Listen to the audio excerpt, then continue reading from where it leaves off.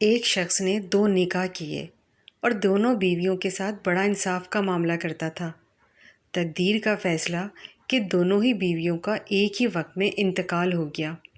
شوہر نے انصاف کا تقاضے سے چاہا کہ ایک ہی وقت میں دونوں بیویوں کو غسل دیا جائے، چنانچہ اس نے 2 غسل دینے والیاں بلوا لیں کہ ایک ہی وقت میں غسل دے، پھر دفن کے لیے گھر سے ایک ہی وقت میں نکلنے کا ارادہ کیا۔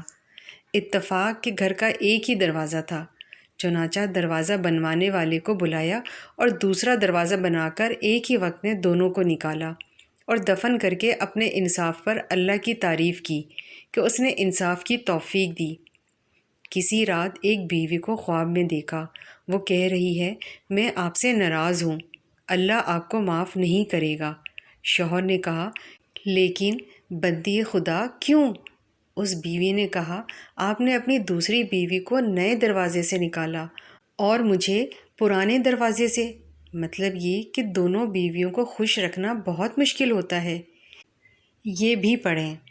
مدینہ منورہ کے مضافات میں ایک جامع مسجد کے خطیب کی ایک خوبصورت بیٹی تھی جو جامع میں پڑھتی تھی۔ ایک دن وہ جامع سے واپس گھر آئیں تو گاڑی سے اترتے وقت ایک لڑکے نے ان کا چہرہ دیکھ لیا۔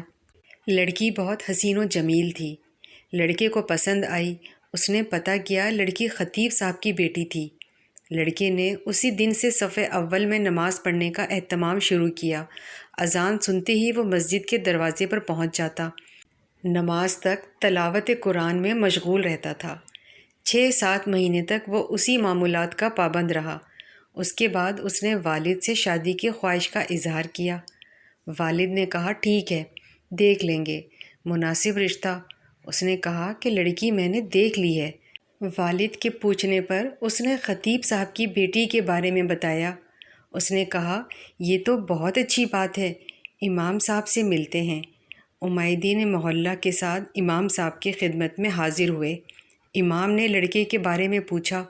انہوں نے اسی لڑکے کی طرف اشارہ کیا۔ خطیب نے لڑکے کی دینداری کو دیکھ کر رشتہ لڑکی سے مشورہ کرنے اور رضامندی ظاہر کرنے پر قبول کیا۔ چنانچہ رشتہ طے ہوا۔ 6-7 ماہ بعد شادی ہوئی۔ شادی کے کچھ عرصہ بعد لڑکے نے نماز پڑھنے میں سستی شروع کی اور 1-2 ماہ بعد لڑکے نے داڑھی کاٹ دی۔ گھر آنے پر لڑکی نے سخت ناراضگی کا اظہار کیا۔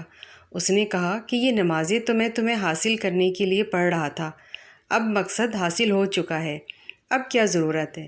لڑکی یہ سن کر بہت افسردہ خاطر ہوئی اور جا کر والد صاحب سے کہا کہ اس بے دین کے ساتھ ایک دن نہیں رہنا چاہتی۔ یہ معاملہ محکمہ عدل تک پہنچ گیا۔ قاضی نے دونوں میں تفریق کا فیصلہ کیا۔ لڑکا بہت پریشان ہوا۔ اس نے بہت کوشش کی لیکن لڑکی کو دوبارہ نہ پا سکا۔ لڑکے نے ایک جادوگر سے مدد حاصل کرنے کا فیصلہ کیا۔ جادوگر نے بڑی رقم ادا کرنے کا مطالبہ کیا۔ لڑکے نے سارے پیسے پیشگی ادا کیے۔ کچھ دن گزرنے کے بعد وہ جادوگر نے مزید پیسوں کا مطالبہ کیا۔ لڑکے نے فی الفور وہ بھی ادا کیے اور کہا، کام ہو جانا چاہیے، پیسوں کی فکر نہ کرے۔ 1 ماہ بعد جادوگر نے لڑکے کو بتایا، آ جاؤ، اپنے پیسے لے جا، تمہارا کام کسی صورت ممکن نہیں ہے۔ جب وہ لڑکا جادوگر کے کمرے میں پہنچا تو جادوگر ایک بڑا چاقو ہاتھ میں لیے کھڑا۔ لڑکے نے حیرت زدہ انداز میں پوچھا، یہ کیا کر رہے ہو؟ جادوگر نے کہا، مجھے قتل کر دو ورنہ 2 قتل کر دیے جائیں گے۔ لڑکے نے کہا، میں یہ نہیں کر سکتا، لہٰذا میرے پیسے دو۔ اس نے پیسے دے دیے۔ لڑکا پیسے لے کر بھاگنے لگا۔ دریں اثنا پولیس والے نے لڑکے کو پریشان حالت میں بھاگتے ہوئے دیکھ کر گرفتار کر لیا اور پیسے ضبط کر لیے۔ لڑکے کے توسط سے پولیس جادوگر تک پہنچ گئے۔ جادوگر نے پولیس کو کہا، مار ڈالو، میں مرنے والا ہوں، مجھے وہ نہیں چھوڑیں گے۔ پولیس نے دونوں کو قاضی کے پاس لے گئے۔ قاضی کو جادوگر نے پوری کہانی سنائی کہ ہم شیاطین کے ذریعے جادو کا عمل کرتے ہیں اور کامیاب ہو جاتے ہیں، لیکن اس لڑکی پر جب میں نے یہ عمل کیا اور شیطانوں سے مدد حاصل کرنے کی کوشش کی تو اس گھر کی حفاظت پر فرشتے مامور تھے۔ پھر میں نے دوسرا عمل کیا، تب بھی فرشتے مامور تھے۔ لیکن پہلے سے تعداد میں زیادہ۔ اس کے بعد میں نے رئیس شیطان سے مدد لینے کی کوشش کی۔ اس بار جب وہ گھر کے پاس گئے تو وہاں جبرائیل امین کھڑے تھے۔